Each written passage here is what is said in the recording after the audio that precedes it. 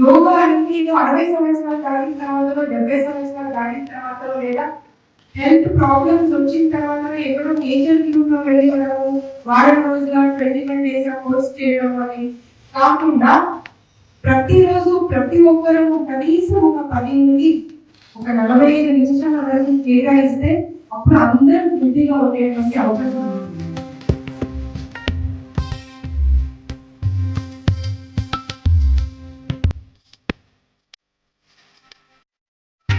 మహిళల సంఖ్య కూడా చాలా ఎక్కువ ఉంది కాబట్టి ఖచ్చితంగా ఈ రోజు నుండైనా సరే మనము యోగాని మన జీవితంలో ఒక భాగం చేసుకుందాం అనేటువంటి మాట మీకు చెప్పి ఉదాహరణ నేను తీసుకోండి.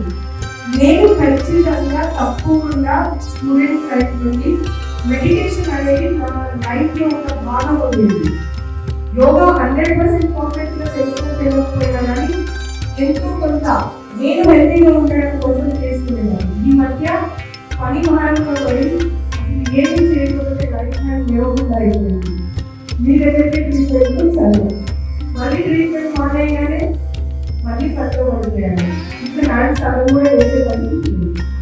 సో పనితో పాటు ఆరోగ్యం చదవబెట్టాలనే మాట చెప్పుకుంటూ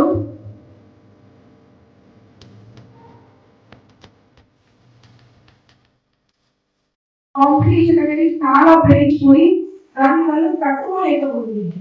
ఆ టైంలో కాస్త క్లాసెస్ అయిపోయిన తర్వాత ఒక అరగంట మెడిటేషన్ క్లాస్ కానివ్వండి, యోగా క్లాస్ కానివ్వండి ఉంది అనుకోండి, పిల్లలు కాస్త రిలాక్స్ అయ్యేటువంటి పరిస్థితి ఉంది. కాబట్టి మీరు మీ ఏ ఇన్స్టిట్యూషన్ లో పిల్లలు చదువుతున్నారో గవర్నమెంట్ దాన్ని మ్యాండేట్ చేసేదాకా మీరు వెయిట్ చేయకుండా మీ పేరెంట్స్ అందరి దగ్గర వెళ్ళి ఖచ్చితంగా half an hour physical exercise అనేది ఒక పీఈటీ క్లాస్ అనేది చిన్నతనంలో మనకి ఎలా ఉండేదో వాళ్ళకు పెట్టాల్సింది అనేటువంటిది హాఫ్ అన్ అవర్ మెడిటేషన్ ఉండాలి అని పేరెంట్స్ తరఫున ప్రతి ఇన్స్టిట్యూట్ పైన కనుక మీరు దాని బాధ్యతగా వెళ్ళి వాళ్ళతో మీరు రెజల్యూషన్ పాస్ చేయించగలిగితే పిల్లలు వ్యక్తిగా సంతోషంగా ఎప్పటికీ ఉండగలుగుతారు అనేటువంటి మాట చెప్తుంటూ ఈ సందర్భంగా మీరు ఇచ్చినందుకు జిల్లా గారికి స్టాఫ్ కి ఇంట్లో వాళ్ళు కూడా అందరూ కలిసి యోగా డే సెలబ్రేట్ చేసుకొని ఈ రోజు నుండి యోగాని ఖచ్చితంగా ప్రతి ఒక్కరు పాటిద్దామనే మాట చెప్తుంటూ దానికి అవకాశాన్ని ఇచ్చినందుకు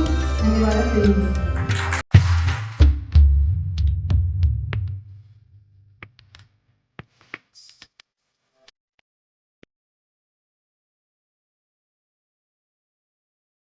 ఇలా మనం ఆచరిస్తూ ఉంటే మన ముందు తరానికి మన తర్వాత తరానికి మనం అందించబోయే అద్భుతమైన ప్రాచీనమైన ఈ యోగ శాస్త్రం పద్ధతి యోగ చాలా క్లియర్గా ఉంటుంది. మనం తినడం కోసం బతకడం కోసం మనకు లైఫ్ ఉన్నది. మనం ఒక ఉద్ధరణ కోసం మనం కొంచెం ఉండేది. దాన్ని ఒక గమ్యం తెలుసుకోవాలి అంటే మన బాడీ అనేది ఒక టూల్ లాగా ఉంటుంది. ఆ టూల్ మనం ఎప్పటికప్పుడు పరిశుభ్రం చేసుకోవాలి. గాలి ద్వారా హైడ్రేటెడ్ మంచి అంటే పంచేంద్రియాలు పంచవాయు అందరిగా దగ్గర సమీపంగా చూసుకునే అధ్యయనం చేసే యోగ ప్రక్రియ పండే ప్రతి క్షణం గుర్తుపెడుతుంటే మీకు మీరే ఒక అనంత శక్తిగా మారే అవకాశం ఉంటుంది.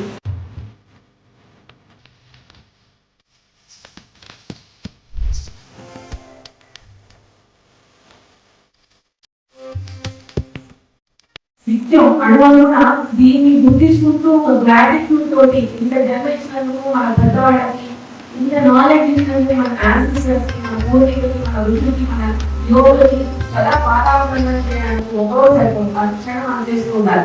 This is very humble prayer. We have to remember from where we are.